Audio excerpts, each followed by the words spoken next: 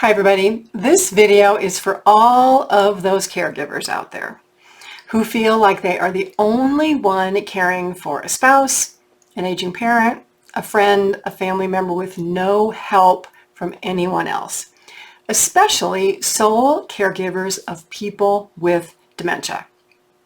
I'm doing this at the request of a caregiver.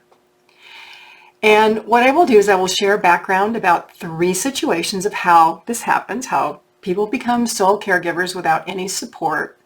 And I'm going to share a process that you as this sole caregiver can take to work through the situation, to have discussions within families or with friends, and to figure out a plan on how to move forward. Now, I want to start by talking about what I call the elephant in the room. Many people I know involved in care and family situations are entrenched in their beliefs. I believe this. This is the way this should be done. Other people don't do it the way that I want to do. What I can tell you is that based on almost 25 years of experience, working with caregivers and family members, changing these entrenched beliefs and habits and mindsets, and learning that there are other options out there and being willing to gain knowledge is what makes it possible to improve and change these care situations. So if you're a person stuck in your beliefs, nothing can change, nothing is going to get better, and you're not willing to consider different perspectives and different mindsets and that hope does really exist, then this video probably isn't for you. But if you are a caregiver, exhausted, burned out, tried everything, family not getting along, you're looking for hope and you're looking for solutions, then stay with me all the way to the end of this video. Let me start with the 3 scenarios to see if you're in one of these. You are a spousal caregiver for a person with dementia or just a spouse with a lot of health problems. Your adult children are not helping. Maybe you haven't asked them. Or maybe they don't realize how much stress you are under caring for your husband or wife with dementia or with complicated health conditions. And so as a result, they're not empathetic. They don't understand. And you're like, you know what? I don't have time for these people. I'm just going to keep doing this myself. But then what happens? Oh my gosh, you start to have health problems. You become burned out and you become exhausted. And maybe you're not the best caregiver that you could be. Maybe you're neglecting your loved one. Scenario number 2. You are an adult child caring for a parent with dementia or a lot of health issues. Your siblings, nowhere to be found. They have scattered like, I don't know, mice when you turn on the lights, right? They're gone. They're history. They don't call you. They don't check in. They are living their lives. Now, in some cases, they may want to know how mom and dad are doing or what's going on. Or maybe they keep telling you, well, you should do this or you should do that. But they're not really stepping in to help. You're having to do it all. And in some cases, maybe they have absolutely no idea how much care mom or dad needs on a daily basis, a weekly basis. They don't know that you're up nights with mom and dad. They don't know, right? And they probably don't want to know because they're thankful that you are just there and they expect you to be there and they expect you to stay there. Scenario number 3. You are just a neighbor or a friend of somebody with dementia, somebody with a lot of chronic health problems. And, you started helping out, doing some things here and there, and it's kind of turned into a lot of work, a lot of time. And you have realized that you are way in over your head.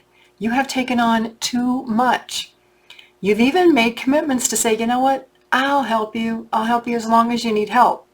But when you made those commitments, you had no idea what you were promising. Now you realize, oh my gosh, I probably shouldn't have said that. I wish I didn't say that, because now I feel like I'm stuck in this situation where I'm a little bit trapped and nobody else is helping out. Now, they have kids, there's family members out there, but you haven't really contacted them. Maybe the person that you care for thinks that you're doing such a great job that they don't want their family to know. But you know what? You're kind of at that point where something has to change. So, if this is your first time on my channel, I'm Pamela D Wilson. I'm a caregiving expert, advocate, and speaker throughout the United States, throughout the world, who helps caregivers and older adults and people with health problems plan for and work through the health, financial, legal situations of everything related to care and navigating family and difficult care situations. You can learn more about me and my more than 20 years of professional experience by scrolling below this video down there, where you'll find links to my information and my website. Please do me a favor. Please help me by helping other people find this channel, this helpful information, these videos. Like this video, follow my channel, share the videos, comment below, even if it's only to say thanks for the video. You could obviously share more information. I will respond. But one thank you, one comment helps so many other people find their way here to my YouTube channel and to my website, PamelaDWilson.com. And I thank all of you who are return visitors who come back and watch these videos and who comment. You are truly amazing. I appreciate you. So let's get back to how this caregiving thing starts, so I can give you some concrete recommendations that you can write down. Grab a piece of paper, come back and watch this video. So in the beginning of caregiving, in the early stages of caring for an aging parent, a spouse, grandma, grandpa, family members, friends, siblings, it may not be very time consuming, especially if the person's relatively healthy or if they have dementia and the memory loss is early. It might not be too much. But what happens is, over time, you may find that this 4 hours a week has turned into 8 hours, and then to 12 hours and 24. And then maybe if you live with this person or live next door, you are stopping by every day. You're maybe stopping by in the morning and then in the evening, and maybe you make breakfast and dinner and you make lunch and you leave it for them. Or if you live with them, it's turned into this 24 hours a day, 7 days a week situation, and you don't have any help. Now what's happened is this person, family member, spouse, friend, grandma, grandpa, they now have come to depend on you for everything.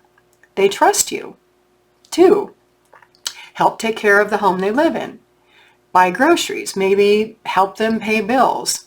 Maybe you're helping them with bathing and dressing, and you're doing their hair, and you're taking them to doctor appointments in the beauty shop, and maybe they have pets and you're taking the pets to the vet, and you're doing the laundry and planning meals and cooking and picking up medications and arranging them. And oh my gosh, you're doing everything, right? Like you would care for yourself.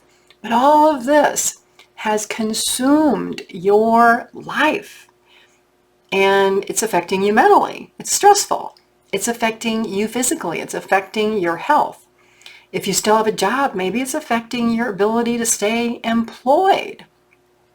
So if you're here watching this video, you probably already know this, or maybe you are reaching this point where you're like, oh my gosh, what am I going to do?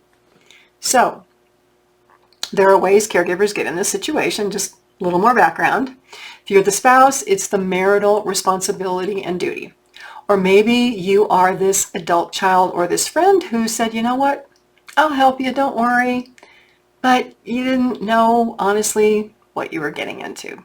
And you didn't have any discussions. And you didn't think about, well, like, what's practical? How much can I do? How long can I do this? How long am I committed to this? And you may not have thought, like, we should start talking to our brothers and sisters about this. Or if you're the parent, maybe I should talk to my kids. Or if you're a friend, maybe I should get the family involved here and let them know what's going on. And a lot of times this doesn't happen because the person you care for says, I don't want you to tell them. I don't want you to know. Nobody needs to know about my personal business. Well, while that is true, if this person can't truly manage their personal business, which is their home, their meds, cooking meals, their health, all that kind of stuff. If they can't manage and you are, quote, the manager or you are the assistant, then that kind of takes it out of the realm of, I don't want you to tell anybody else, right? I mean, there's privacy. People are definitely entitled to privacy about their health conditions and all of that kind of stuff. There's privacy, but then there's secrecy. And secrecy is, well, I don't want my kids to know that you're helping me out because then they're going to think I can't do this. Or, other things like that. That gets people into trouble in care situations. Maybe you never thought of the importance of putting anything into writing or having, agreements notarized or anything like that. Maybe you didn't think of, does this person I'm caring for have their power of attorney, their living will, their healthcare directive? Am I that person or is somebody else that person? And if somebody else is that person, then we need to tell that person, because it could look like I'm just taking over and then I get into a lot of trouble because whoever the power of attorney is accusing me of, getting into mom or dad's checkbook or misspending money or, having bad intentions about all this kind of stuff. So these situations just really get to a point where they've kind of crossed the line of, we need to tell somebody. So you may be in a situation with a person who has a lot of health problems, memory loss, where you're not sure what to do, you're exhausted. Maybe you've tried to get other people involved, but they haven't taken you seriously because you haven't taken it seriously yourself. I will share about that. So where can you, as a spouse, an adult child, family member, or friend who's taken on this huge responsibility, and you're doing it all yourself, oh my gosh, where can you start? Well, the first place to start, number one, is have some self-insight. How on earth did you get here? Take accountability. Take responsibility for your actions. Did you just jump in and start helping and not really think, how long can I do this? What's practical? How much can I give? How much time can I give? And you didn't really think to have conversations or talk to anybody else in the family. You jumped in, okay? Number two, at any point, did you think about the importance of putting information in writing? Like, I agreed to do this for this amount of time. These are the kinds of things I can do. Beyond that, we got to get family involved. Write it down, sign it, notarize it. If discussions about, who's your legal power of attorney? Who are these people? We should talk to them about this. If those things didn't happen, were you part of that? Or maybe there is no legal document. That's another discussion to have. Were there conversations about, like, if I can't do this, do you have money to pay for care? What do you want for your care? So as this caregiver who is the only one helping, you're burned out, you're exhausted, you're thinking, oh my gosh, I can't do this anymore. What is your ideal situation for today? What do you want today to look like? What do you want tomorrow to look like? So there's kind of two scenarios. Today, if I could just get this amount of help, I probably could keep doing this. Today, you know what? I'm burned out. I want out. I want all the way out. So in many of these cases with the families that I consult with on a regular basis, a lot of these things I discuss, having discussions, looking at what you can commit to, for how long, what you can do. A lot of these discussions didn't happen because caregivers are such nice people. You want to help, you want to do good, but you don't realize you have no idea what's coming down the pike a year from now or 2 years from now or 5 years from now because you haven't done this. And it's not your fault. It's not your fault. You didn't know. You got yourself into a situation that is like way over your head. You need some help. You don't know where to find it. Well, this is where I come in. For the people looking in on the outside, the people who are not helping, right? Expecting a caregiver, especially a sole caregiver, who may be having their own health problems, physically, mentally, to keep going without any type of assistance or support is unrealistic. If you are that caregiver and you think that you can keep doing this without any type of support or help, I don't know what you're thinking, because if you're here watching this video, how is that working out for you? Probably not very well. So let me share some concrete steps that you can take to either help you get to a better situation today or get to where you want to get to long term. Again, you have to know what you want, and you have to be willing to change your mindset, think a little differently, be open to different opinions, get some knowledge, some education, so that you can change the situation you're in that you are unhappy with, that is not working for you. So number one, simple. Create a list on paper. How much time do you spend every day, every week? What are you doing? All the tasks, all the shopping, all the medical appointments. What are you doing and how much time is that? Number two, if you are contributing financially, how much money is that? What are you spending it on? Number three, and I hope you haven't done this, but if you have given up your job to be a caregiver, I discourage against that, and there's many videos here. I can even tell you why in a consultation. But if you've given up your job, what is the annual cost of that income to you? How much have you given up in benefits and health insurance and retirement savings? How on earth are you going to care for yourself after you're done caring for this person? Have you put yourself in a risky situation that's going to affect the rest of your life? And if you did, why did you do that? What were you thinking? You got to be honest with yourself. What were you thinking? Okay? Because you can work yourself out of this. You just have to admit that you've done it and be open to change. Then, figure out what you want. Do you want a day off a week? Do you want 2 days off a week? Do you want 4 days off a week? Are you willing only to come on the weekends? Or are you at the point where you are saying, I'm done. Somebody else has to do this. I have to find a different solution. So you really have to know what you want. You can't be wishy-washy about, well, I want this or this might be okay. Write it down.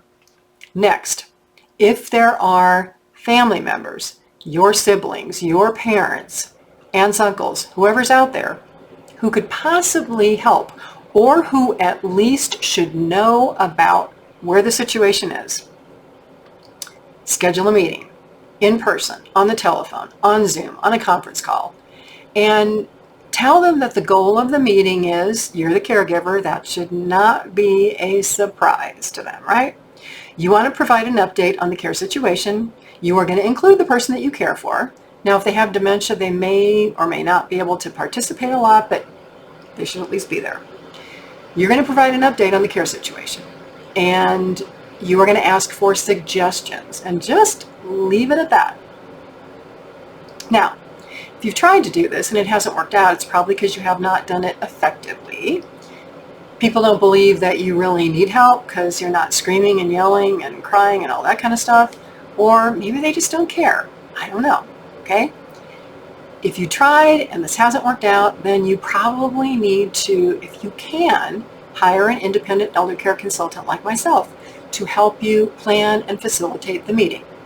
This can be really helpful, especially in situations where you've tried this and it hasn't worked out, where everybody, oh my gosh, drama, accusations, blame, there's a power of attorney, they're not getting along with the caregiver, your siblings are not getting along, a lot of disagreement. In those situations, you're probably not going to be able to work it out. You are going to need an independent, impartial person who can look at both sides, empathize with both sides, and try to bring everybody to a middle ground to at least recognize the situation and decide whether they can help or not. Because if there is a lot of disagreement and you've tried, it's unlikely that you are going to be able to manage this. Now, this happens all the time. Don't feel bad. Again, you've never done this before. You never thought that these kind of crazy things would happen in your family. In almost 25 years, I've seen just about everything. And I know how hard it is emotionally and physically, and just, it's distressing, right?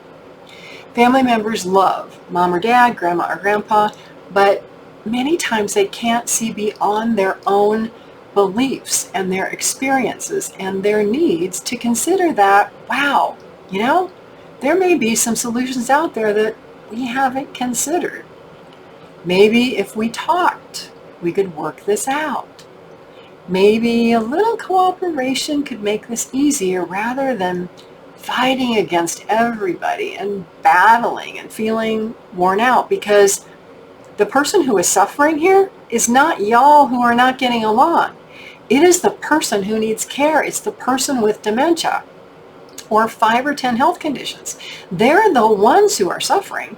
You all think you're suffering, and you are. I am not saying you are not. You're emotionally distressed, you're distraught, it's bad, you don't get along right. But the person affected is the person that you are all supposed to be helping, that you all care for, that you all love. So you've got to gain the perspective of, you know what? I know we don't like each other. I know we disagree. This is not about us. It's about mom. It's about dad. It's about grandma and grandpa. And if people can come to accept that, then you can start making some progress. So again, you're going to hold a meeting. You're going to have someone like me facilitate a meeting for you, whatever. You provide all the information about how much you're doing, what the tasks are, if you're contributing financially, if you've given up a job. And then basically you're saying, okay, everybody, what do you think might be solutions? Because this is kind of where I'm going. I'd like to have a couple days off, or I only want to help on weekends.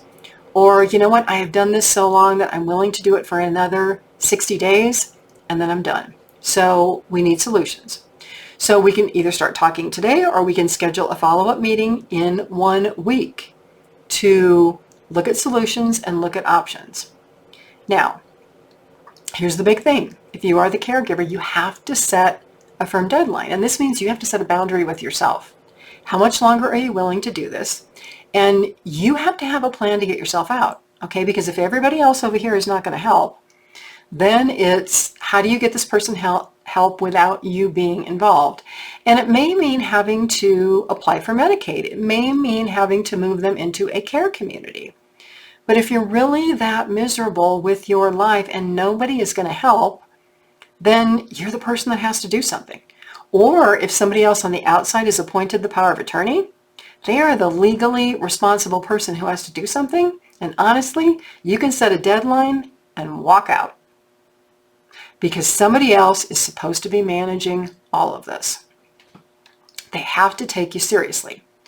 So just think about this. As much as you may want others to participate, you've got to participate and set boundaries for yourself.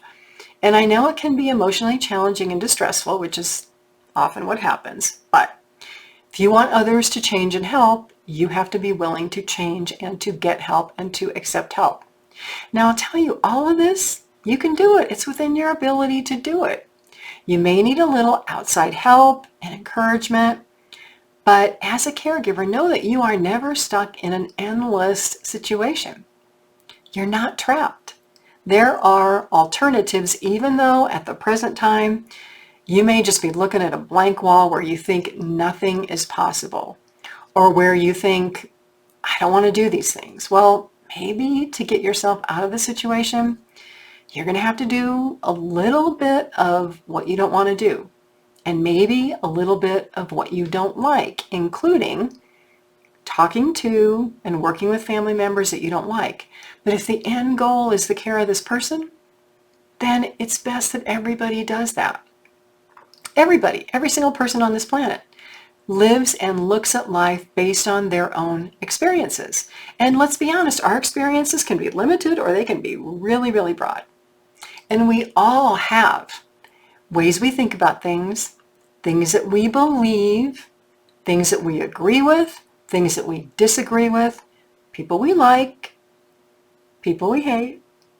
We all have limitations that stop us from being the best person that we can be, from moving up to the next level of life or the next level of ability. I talk about levels all the time.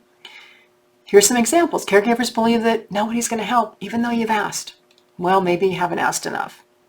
Caregivers believe they don't have a choice but to be the caregiver. Yes, you do. All those people looking in from the outside, your siblings, you've been the caregiver, you've been doing it. They expect you to keep doing it until you say, well, I can't. I'm not doing it anymore. Let's have a little conversation. Spousal caregivers. Oh, you think it's too much to involve your kids. Too much trouble to hire somebody.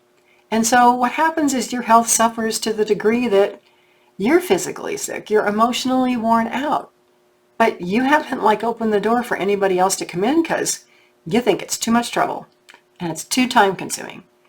And you don't want to hear the opinions of these other people. People in these situations often believe there is no hope. There is hope. There's a lot of solutions. What you believe up here is what you get in life. Until you believe and you hope that things can be different, nothing is going to change. There's no magic coming down from the heavens.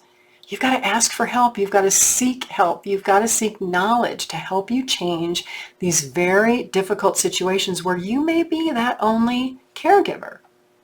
As I said at the beginning of this video, your beliefs, your mindset, your level of flexibility, openness, interest in having a different perspective, and the knowledge that you are willing to gain about what is possible. And if you believe it, it can change everything in your life for the better. I thank you so much for being here, especially those of you who have stayed from the start to the end. You are amazing. Please like this video, follow my channel, share it with other people you know, comment, even if it's only to say thank you. Feel free to share your story. I do respond. But your interactions with this channel help other people find their way here to gain hope, help, and support. Again, I'm Pamela D Wilson. I'm a caregiving expert, advocate, and speaker. Information about me personally, my career is below. Ways to contact me for a one-on-one consultation. You can go on the website, look at a lot of free support, all the ways that I help families, caregivers, and people planning for their own health care needs. Thank you so much. I look forward to seeing all of you again soon in another video.